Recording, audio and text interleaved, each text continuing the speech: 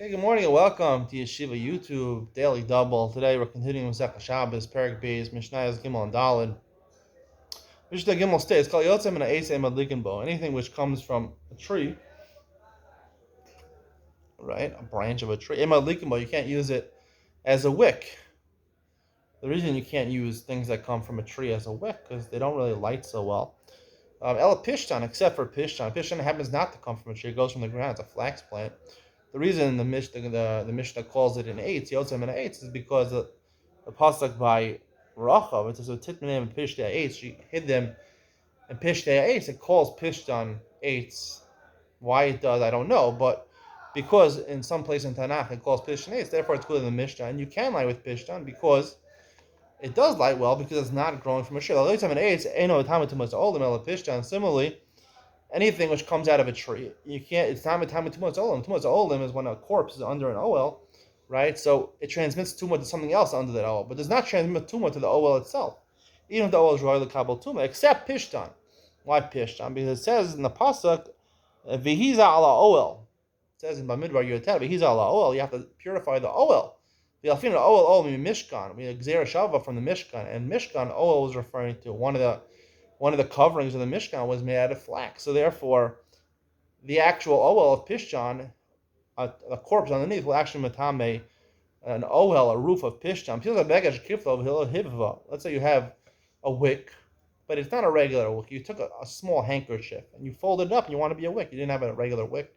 You didn't have those floating wicks you can buy in the store. They were out of them. So you wanted to take your handkerchief, your the piece of cloth you use to clean your glasses, and you want it shalosh esbos, which is a shear to makabel tuma, but you fold it up, so right, and below hivva. However, you didn't singe it yet. You didn't. The minhag is sometimes if you have, our wicks light very easily, but sometimes it was very hard to get a wick to light. So the minhag used to be to light it a little bit so it gets singed. Therefore, it's easier to light it the next time. We don't have to do this practically because it's very easy to light our wicks now.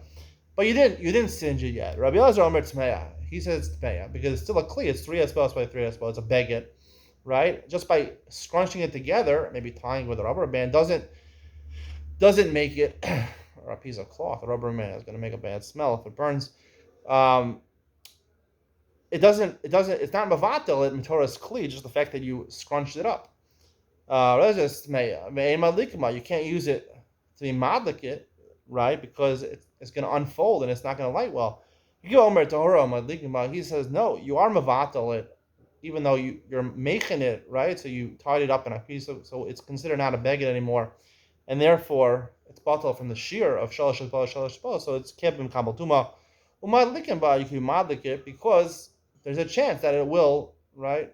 We're not concerned that you're going to untie it and therefore it won't light well.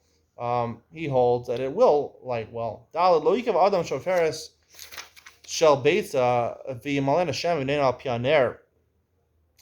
Right? They used to have. I mean, think about it. We light, these glasses with oil in them. At least my wife does.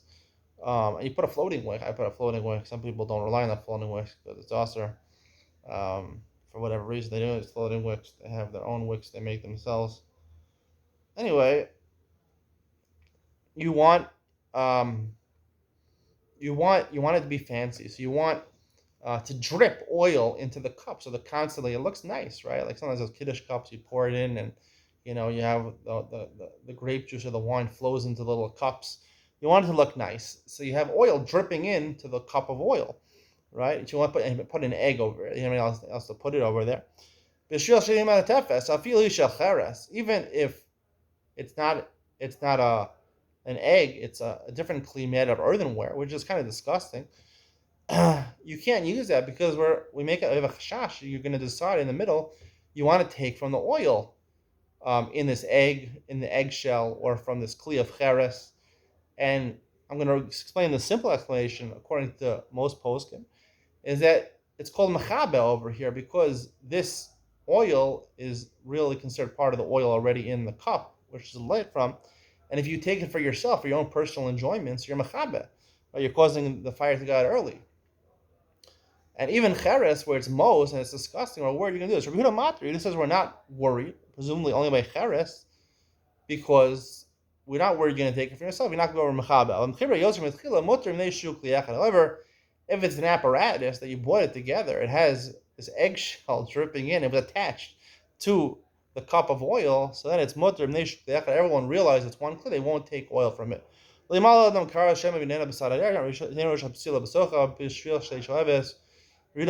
similar case. You want to make sure there's enough oil, so you put another glass of oil next to the oil that's lit, and you put a wick that goes from one glass to another glass. So again, you can't do this according to the Chum, because you might take out from the other glass, the one that's not lit, which is Machaba. And Rehuda says we're not worried about that. That's a simple explanation.